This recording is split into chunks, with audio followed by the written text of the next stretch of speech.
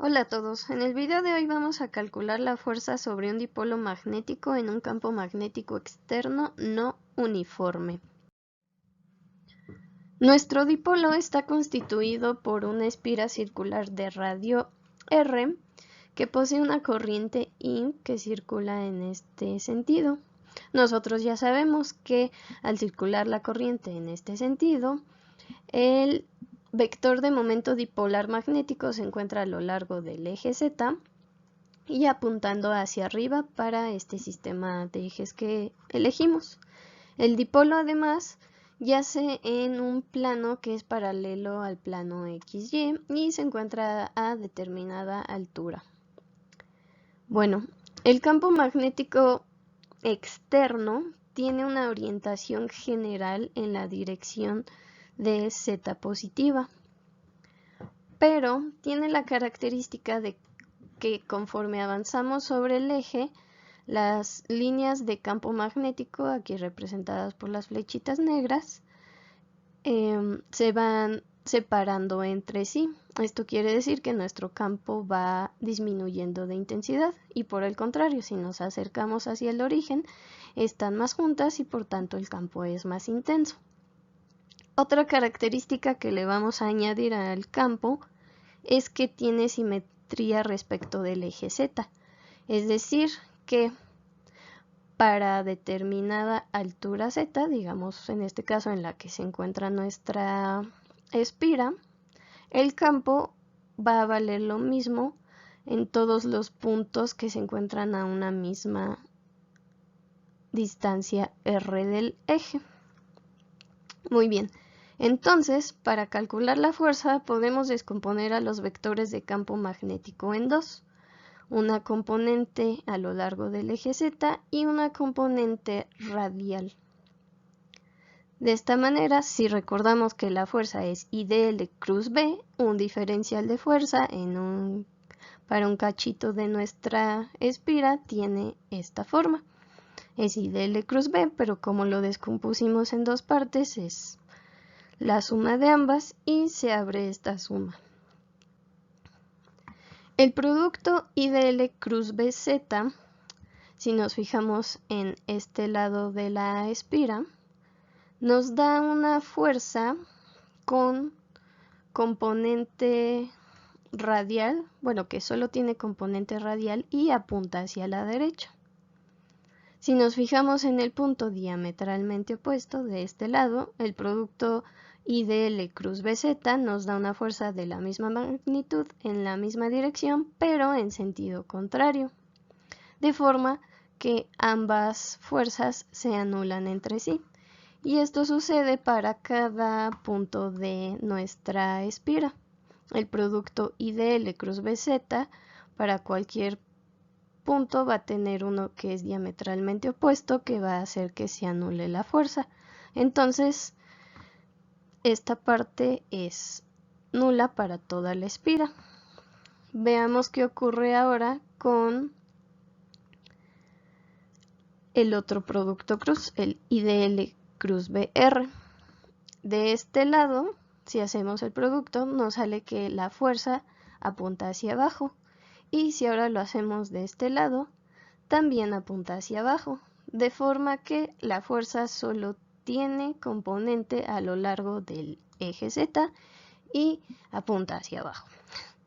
Entonces nos queda esto. Como IdL y la componente radial del campo son ortogonales entre sí, pues nada más es el producto de sus magnitudes y ya sabemos la dirección, el sentido también.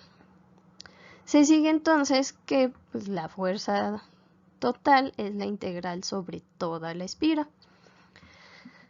La integral, como I es constante y BR es constante porque así lo definimos, solo nos queda la integral sobre toda la espira de los diferenciales de longitud de la espira y eso pues nos da el perímetro. Muy bien. Pero a nosotros nos conviene tener a la fuerza en términos de BZ, pues es algo que podemos conocer con más facilidad. Para conocer la relación entre la componente radial y la componente Z del campo, haremos uso de la ley de Gauss magnética. Esta nos dice que el flujo magnético a través de una superficie cerrada es 0. Pero ¿cuál superficie vamos a elegir? Pues vamos a escoger un cilindro con altura de z. Así, si nuestra tapa se encuentra en la posición z, la tapa inferior, la tapa superior se encontrará entonces a una altura z más delta z. De esta forma podemos dividir a esta integral en 3 partes. Una para la tapa superior, una para la tapa inferior y una para la superficie lateral. Resolvamos cada parte. Para la tapa superior tenemos B punto diferencial de superficie. A B lo descompusimos en sus dos partes, la parte a lo largo, componentes, su componente a lo largo del eje Z y su componente radial. Entonces tenemos que B punto diferencial de superficie para la tapa superior, el diferencial de superficie apunta hacia arriba, es decir, es paralelo a la componente Z del campo y es ortogonal a la componente radial, por lo que solo va a contribuir la componente Z. De esta forma, entonces, como son paralelos, nada más se queda la multiplicación de sus magnitudes, pero es el campo evaluado en la posición que se encuentra, en la que nos encontramos, que en este caso es la tapa superior y ella se encuentra en la posición Z más delta Z. Entonces, por eso esto de aquí. Y como esto es constante, tenemos que solo es la integral de superficies del diferencial de superficie de la tapa superior, pues eso nos da simplemente su área, que es pi por r cuadrada. Y la integral esta parte de la integral nos da este resultado. Análogamente para la tapa inferior, ahora tenemos que ds es antiparalelo a BZ, pero sigue siendo ortogonal a BR, por lo que tenemos aquí el menos por ser antiparalelos, y BZ está evaluado en la posición de la tapa inferior, que es Z. Y lo mismo que acá arriba, tenemos menos BZ evaluado en Z por el área de la tapa inferior. Y finalmente la superficie lateral, tenemos que el diferencial de superficie ahora es paralelo a BR y es ortogonal a BZ, por lo que solo vamos a tener contribución de estos dos. Como son paralelos, pues queda solo la multiplicación de magnitudes, y como BR es constante para un mismo R, solo queda la integral de un diferencial de superficie para la superficie lateral, y como es un cilindro, pues nos da el área del cilindro, que es 2πr por delta z.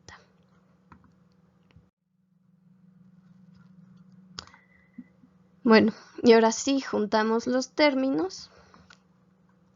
Teníamos que la integral sobre la superficie cerrada de b.ds era 0, y eso nos dio estos tres términos. De aquí podemos despejar BR y nos da esta expresión de aquí. Y lo que vamos a hacer ahora es tomar el límite de cuando delta z se hace pero muy chiquito, es decir, que tiende a 0. Y si se dan cuenta, cuando tomamos el límite, la expresión entre los paréntesis es la definición de derivada, pero como en este caso estamos hablando de componentes, pues es la parcial. De forma que BR tiene esta relación con la componente Z de nuestro campo magnético. Y por tanto, la magnitud de la fuerza es 2πRI por la magnitud de BR. Ya nada más sustituyendo nos da pi por r cuadrada, y la magnitud de la parcial de la componente z de nuestro campo respecto de z, donde nosotros reconocemos a pi r cuadrada i como la magnitud del momento dipolar.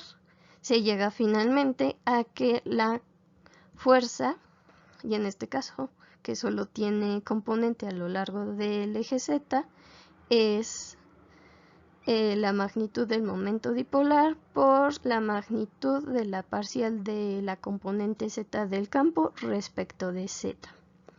Concluimos que para el caso del dipolo magnético con momento a lo largo del eje de las zetas y apuntando hacia arriba, va a sentir una fuerza que lo atrae hacia donde la intensidad del campo es mayor y lo va a atraer con una magnitud de fuerza, esta de aquí. Y como es de esperarse, si cambiamos el sentido del momento magnético, la fuerza apuntará entonces en el sentido contrario. Finalmente, tenemos que el momento dipolar podría formar un ángulo θ cualquiera con el campo magnético externo y además este último puede ser una función tan complicada como se desee de las coordenadas. Se puede demostrar que para este caso, que es el más general, las componentes de la fuerza están dadas por las siguientes expresiones. Tenemos que la componente X, por ejemplo, será el momento dipolar producto punto el gradiente de la componente X del campo magnético y así para las otras dos componentes. Ustedes pueden verificar que en este caso, como nuestra componente Z del campo solo depende de Z tal cual, si hacen esto de aquí van a llegar a que este es 0 y Fz les va a tener que salir esto. Y eso sería todo por este video. Nos estamos escuchando en otro. Hasta luego.